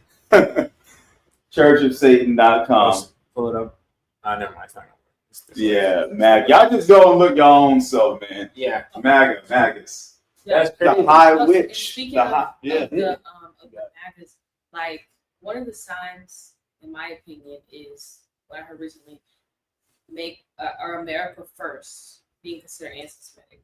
Yeah. So basically, we getting kicked out. America first. Like if we say that our own nation is first, this is supposed to be a Christian nation. Yeah. That means that you are spewing hate toward the ADL, the state of Israel. And what she's talking about, is the ADL just came out and put a statement that the term America first. They had this whole it's kind of like them saying you can't say, it's like saying Christ is king is anti-Semitic. Those are signs of persecution, because if you're a Christian, there's nowhere in the world where you shouldn't be able to vocalize that Christ is king or Christ is or just believer in general, whether you claim to be a Christian or not. Right? But yeah, so if Christ is king is considered to be hate speech in certain places, that is a sign of persecution in my opinion. Yeah, and you got to think in a situation where they're just trying to make, bring all the world religions and say, oh, everybody's worshiping the same God, just in different ways. Right. Well, believe me, Yeshua HaMashiach, who says, I am the way, the truth, and life, is in direct combat of that. You know what I mean? And, I think I told y'all, maybe showed y'all, where it's actually already legal the Noahide laws of the United Nations to decapitate somebody for saying that Yeshua or Jesus is the Son of God or is God. And it has been since 1991. And, it's just the fact that the United Nations has actually come to play for those laws to actually be implemented. Yeah, they just have to be given power. Yep. But that's likely where the one order is going to come from. In the beast. Yeah. The heifer has been sacrificed. We did not talk about it, right? Yeah. That's another sign. The red heifer had is sacrificed in secret or whatever, which is supposed to be a sign of their Messiah is about ready to come out. There's United Nations. They have a statue in front of one of their buildings that has the leopard with the wings, with the Beast of Daniel. Yeah, the Beast of Daniel.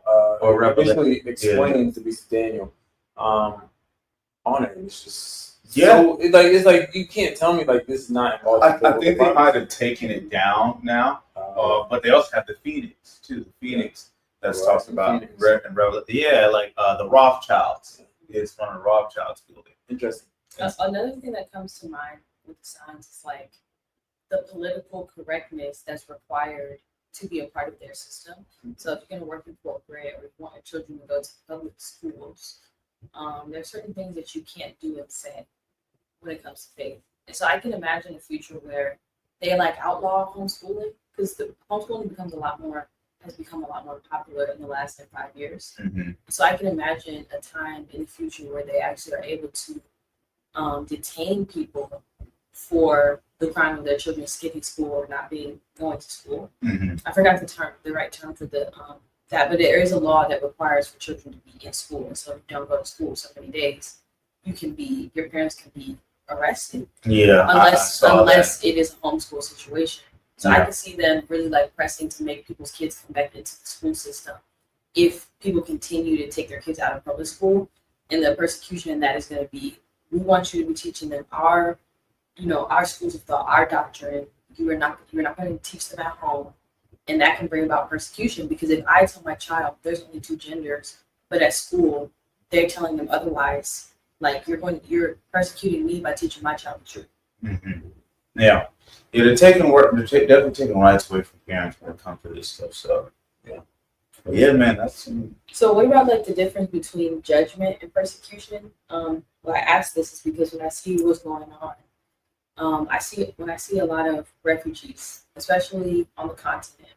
A lot of times when you see the encampments, and there's millions of people that are being displaced and things, first thing I notice is that everyone is in jobs, all women. I've never seen groups of refugees on the continent that are stuck at the border or trying to escape to like parts of Europe and Greece that are not Muslim nations. So is that persecution or is that judgment? I think it's persecution because you still keep Torah. I think that it's persecution because they're being displaced by predominantly the United States, lesser powers, by infiltrating whether it's Syria, Jordan, Lebanon. Like those are the main three countries, recently Somalia, where you see a lot of refugees coming from. And yes, they are, Islamic, but this is they're war torn because of the United States coming in. So I'm not saying that they're being persecuted for the faith. I'm saying they're being persecuted for their oil and the position that, like, basically, ever since I was, Ishmael is still blessed. Yeah. So there's that, and then there's this agenda that the United States and Israel have. It's like there's a reason why Israel's even right there in the Middle East, like it's so that basically all the neighboring countries could eventually start to degrade, and then the final one is going to be Iran. They've been having this agenda since the 40s, 40s and 50s, with basically dismantling the Middle East and having the oil and all that kind of stuff. But all this is for the one world government. I just kind of had a little mini revelation or realization. The love of the Most High that Yah has on Abraham and both of his seed. At least, he might have had more children than Isaac and Ishmael, right? But it's going kind of back to where there's been another wave of like 1,000 Muslims who had dreams of Yeshua and converted, to their faith. But you got to think how, it's like how the Most High would allow more of Ishmael to enter into his covenant because of the promise of Abraham through that revelation. Yeah. Because they've actually been keeping the law, statutes, and commandments to it, right? Torah. Just, why do you say that, though? just in their, Because they don't report. Yeah, why? Muslims still believe and follow Torah. Like they still do the clothing laws. They still believe in, the halal is, a version of the sacrifice. They still do, but the first 5 books of the Bible is still what they adhere to. Torah is instruction, commandments. So technically they're following instructions of the Most High, just without the ruach. It's the being saved by works, not through grace. You know what I'm saying? Only because they, been swindled by, if they reject the Messiah. Obviously, rejecting Messiah. What I'm saying is, then they could fall into persecution. The reality could be that who they actually are, they reject the Messiah, but they're following certain laws and commands in a religious way. They could still be subject to persecution. Well, because they're following the laws. Not just persecution, but they could be subject to judgment. Yeah. No, I understand what I'm saying. I don't know if you get the full scope of what I'm saying here. What I'm saying is the Most High made a promise to Abraham about Ishmael and Isaac. Isaac would be the seed of promise, but Ishmael was still blessed to be a great nation. Right. And what I'm saying is, I see the love of the Most High in Him revealing His Son to thousands of Muslims through their dreams, because they've still kept a big chunk of the covenant throughout their generations. You see what I'm saying?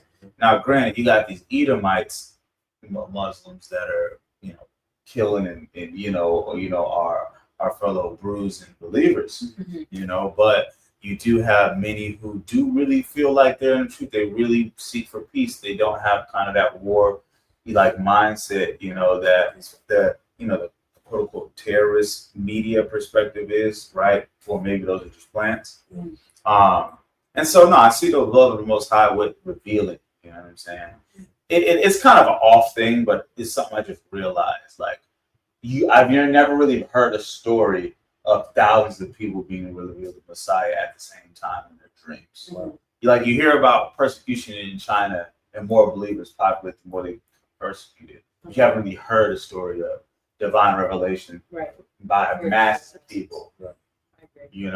I see the promise of Abraham, in that, But yeah, man, so yeah, meditate on these things, you guys. Very necessary. Don't be scared. I'm sorry the rapture doesn't exist. It's not going to save you. If you want that, you believe that, your faith is probably weak, and you're probably not working hard to work out your salvation. Don't have the doctrine of manipulations, lawlessness. You just gotta cut it. You just gotta cut it straight on that part. That's life or death right there. You heard it here first. The falling away. Big part of that is y'all gonna realize you're gonna be here. No rapture. Yeah, you're here. And that's the crazy thing is that, do y'all even think about the believers who are being killed in other countries when y'all talk about this? Yeah. Y'all really even that register? Oh, we're not gonna have to do these judgments. Yeah. But guess what? Many of believers all over the world have already died through history and are still being killed by the drugs today. Yeah.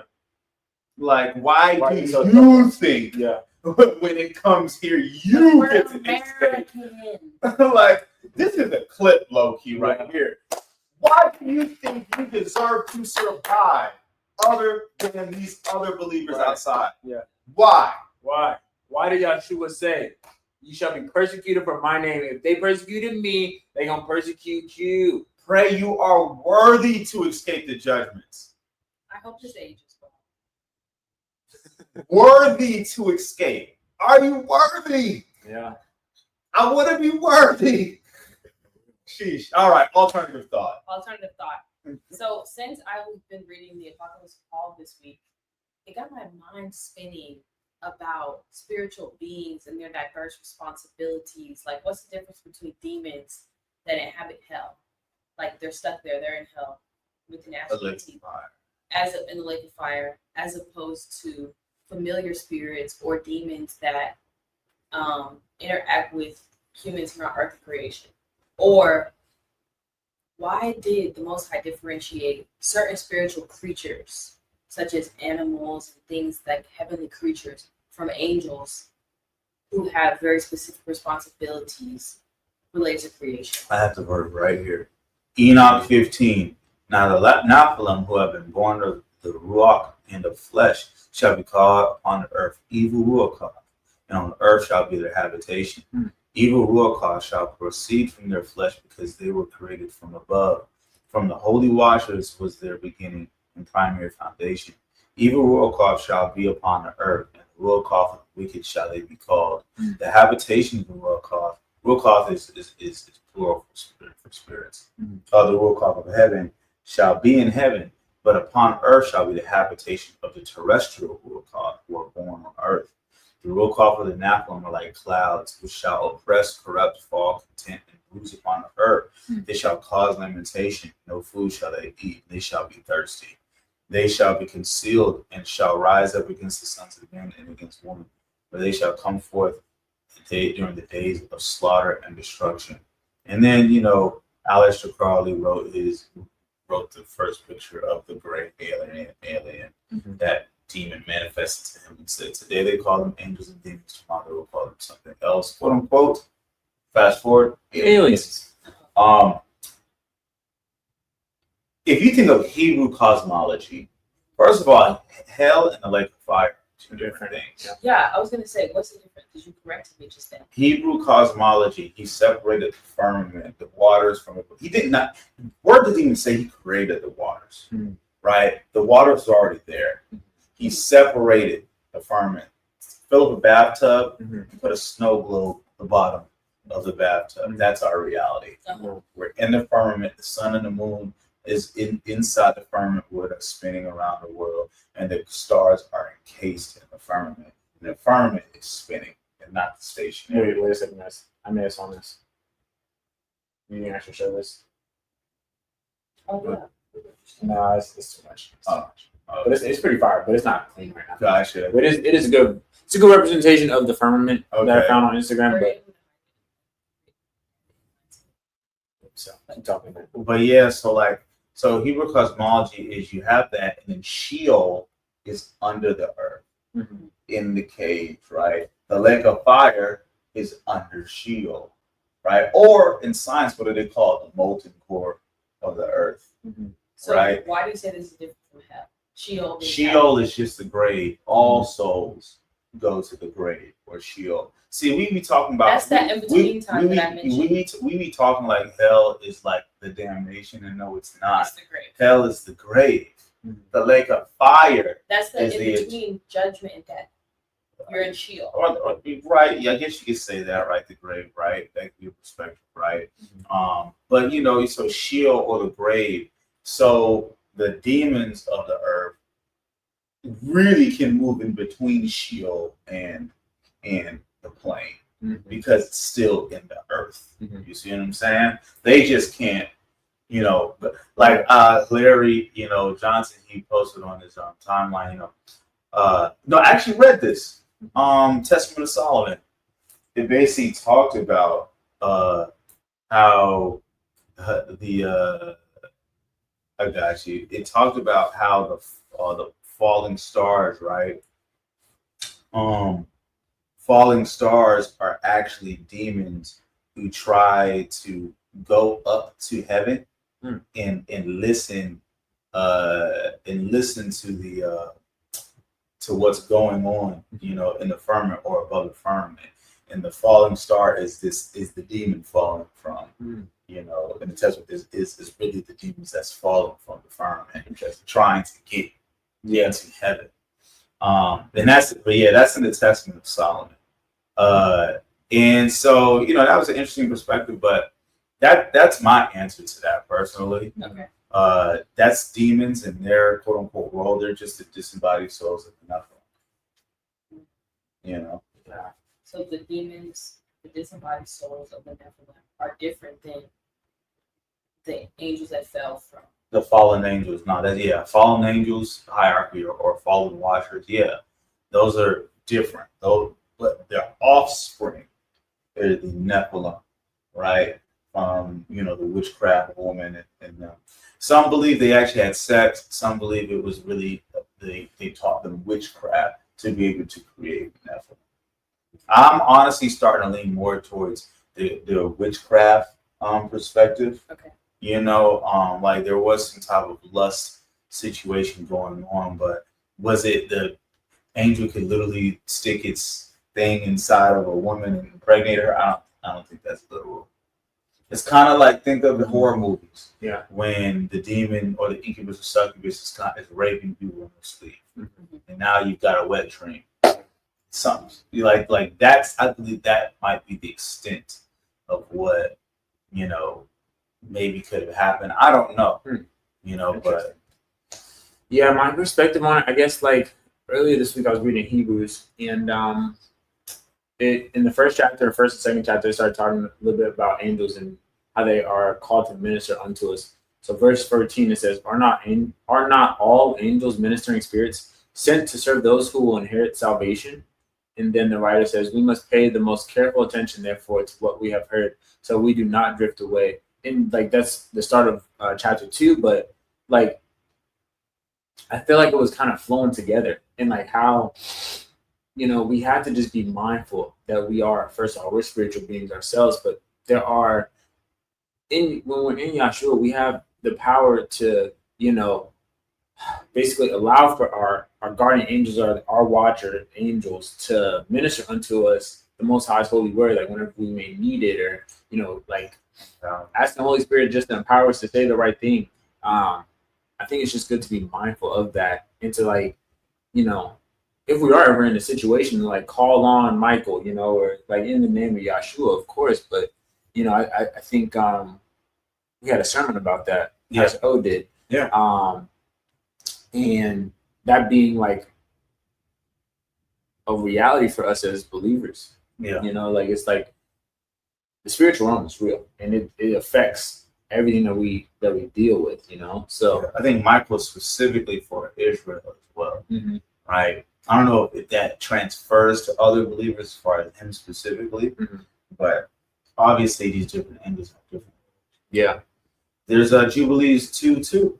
On the first day he created the heavens which are above, and the earth and the waters and the Ruach which serve before him, and the angels of presence, and the angels of sanctification, and the angels of the Ruach of fire, and the angels of the Ruach of the winds, and the angels of the Ruach of clouds, and of darkness, and of snow, and of hail, and hoarfrost, and of angels of voices, and of thunder, and of lightning, and the angels of the Ruach of cold and heat, and of winter and spring, and of autumn and of summer, and all the Ruach and creatures which are in heaven and on earth. So nature is literally being kept in cycle by the angels. Yes, there's angels in every, and that's why it's alive.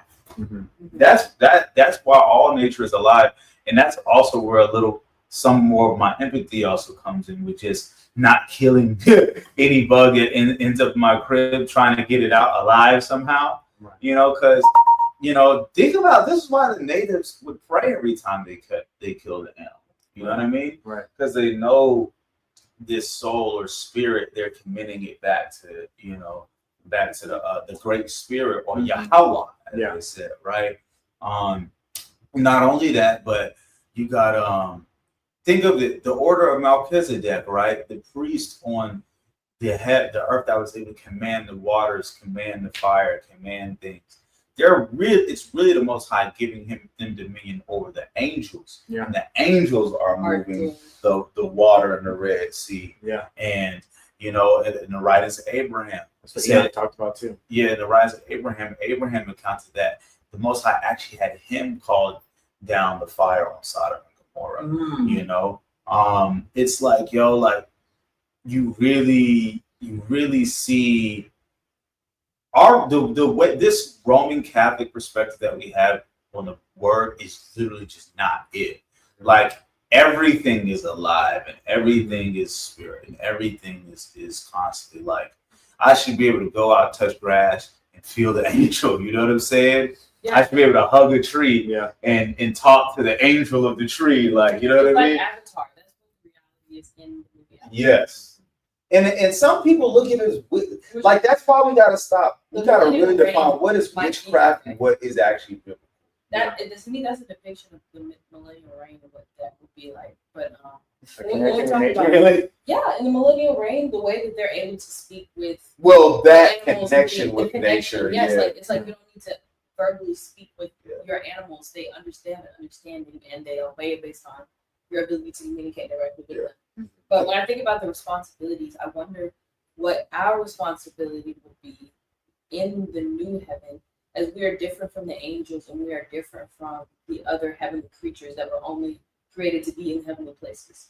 That means we have a special set of responsibilities or things that we will be doing our purpose in heaven. Serving and worshiping the Most High. Yeah, I mean, you know, probably other things as well. Have a mission. Maybe we build. I don't know who Build. stuff. But then there's nothing to build because it's like Yeshua says that the Father had prepared a place. And, you know, there are many mentions. If it weren't so, I would have told you. That's a lot of mysteries still there. It is. You know, what if it's like you? It's just hypothetical. I'm just it's hypothetical because I've not studied this anywhere. Just a thought that came to mind. It's like, okay, we get into eternity. Eternity, y'all. We had to, you know, be worshiping Christ and, you know, learning the Most High's way continuously. And then it's like, all right, now you go make your own. I think we already know this way. You know, who knows? Like experiment, you know? I don't know. Who knows? You know, That would be mind-bending. but I think it'll be hive mind. I think like we'll still have our soul, like our own kind of maybe personal desire, but his spirit will be put in our mind. Yeah. It's gonna be a thing where like I think we'll know all because we'll be connected to him. Yeah. Like I think like all truth will be revealed. Like we won't even have to ask. Like we talk about, when I get to heaven, I'm gonna talk Jesus' ear off and ask this and that. We'll probably already know. We'll probably already know the answers. Like, you know, for sure, because we are not connected to him. Yeah, it's interesting. Yeah, it's a lot to think about. But financial news. It's interesting to see what will be updated. Sure. Financial news. So, August 15th, 1971.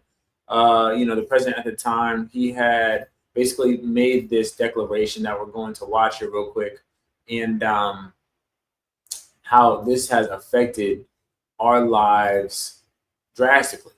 This has affected our lives. But we're going to watch what Richard Nixon said right now. The strength of a nation's currency is based on the strength of that nation's economy. And the American economy is by far the strongest in the world.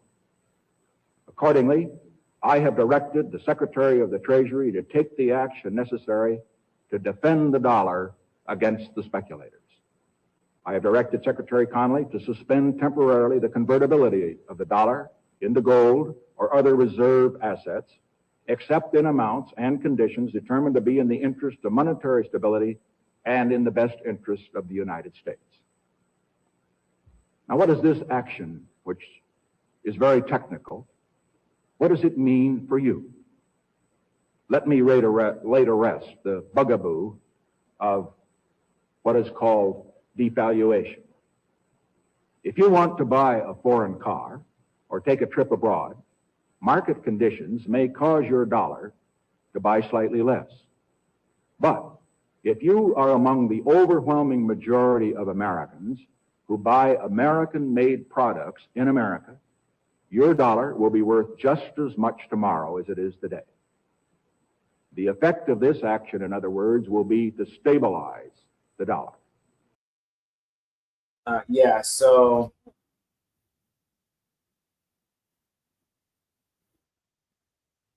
that was Richard Nixon back in 1971. This was actually this is demonic, you know, in the sense of like its effects on our future of the fiat currency And now we're starting to see it come to a head with inflation just going crazy. And now basically, like, you heard at the end of the video, he said to stabilize the United States dollar. It is stabilized. It's stabilized just amongst itself. It's stabilized as a fiat currency that is not backed by anything besides the full faith and the power of the United States government. So this allowed, this is right during Vietnam. This is right before they invaded Kuwait and Iraq, and then the other nations in the Middle East. So like, then it started to just be tied to the petrodollar, which is really fortified by the United States' military presence. But as we are seeing the military presence in the United States starting to diminish, and then we're seeing a rise in China's military power, this is affecting our currency. And for like the first time in years, we are seeing the European dollar, the euro dollar being now stronger than the United States dollar, or the Great British pound being stronger than the dollar. Same with the Japanese yen. So like after he took the US dollar off of the gold standard, and we are off that gold standard, now currency is not backed by anything, and we see this fiscal monetary policy that the government pushes be unsustainable. And we have events such as the great financial crisis in 2008, and we have COVID, and we have 7-8% inflation rate. Now we see a continued increase in inflation, as well as a decrease in purchasing power that Americans face. So this event was just it's a major event that happened around in August, 54 years ago, I guess. I don't know, 50, something like that. So it's just interesting as to see how things have matriculated, and this is why it's so important to have your own physical silver and gold as assets for yourself, so that when the dollar bill does experience hyperinflation, you are able to still buy goods and not have to take out thousands of dollars and so much cash to be able to make a purchase. But in reality, like, fiat currency is going away, especially with digital currency being all the way here. So, and gold in Texas saying in 2026 they're gonna allow gold, silver to be currency again. Yeah, legal tender. So it's gonna make it all the more valuable. Like, I started buying silver at like $23, and now it's at $38. So I haven't even done anything, but I just literally had silver, and now it's growing in value. Yeah. Gold was at 1900 in January 2023. Now it's at 35. I also wonder, because one thing I've heard is the difference between an employee and a CEO, for example. Like, an employee is worried about daily tasking, management directors, they're worried about monthly, really, quarterly. Mm-hmm. But CEOs are thinking 5 years in the future. So in this case, with Richard Nixon, what did he know or think about the world to come in 50, 70, 80 years from when he was making these policies? Mm-hmm. Because I think that on the presidential level, they're talking in terms of decades, not years. Yeah. Well, we probably knew, decades. Basically, what was happening around this time as well in the 70s. We got to think this is when we saw a lot of African nations getting independence. Prior to, right after World War II, we saw those empires such as Portugal, Spain, Germany, and the United Kingdom, France as well, starting to lose power over their imperial spots around the globe. So after that became a realization, they lost that power from their territories. The African and the other nations, they got freed, and then we see the increase of need for oil. And when we say decades, I think Desert Storm happened, I think, in the 80s or so. So it's how can we switch away from gold and figure out what is the next big commodity? Yeah, it's interesting. So I don't know, I'm just speculating, but probably just to be able to invade. Yeah, for orders of mass destruction. Yeah. So, stored value assets. Good. Yeah. That is our episode of Kingdom Outkasts podcast, episode 51. Just in time because anyways. Oh man, it was a great episode. One of our long episodes, but all good. Yeah. Be sure to like, comment, share, subscribe, email us, question us. If you'd like to pour into our podcast, so we don't have a whole bunch of moving around craziness going on like we did today. Be sure to pour into us on Cash App, Kingdom Outkasts Pod, Kingdom Outkasts Pod on Cash App. Anything else, guys? Thank y'all for tuning in to episode 51, man. Y'all be blessed. Shalom. Shalom. And until next time. Deuces. All right. I'll take a picture real quick. Yeah. I gotta go.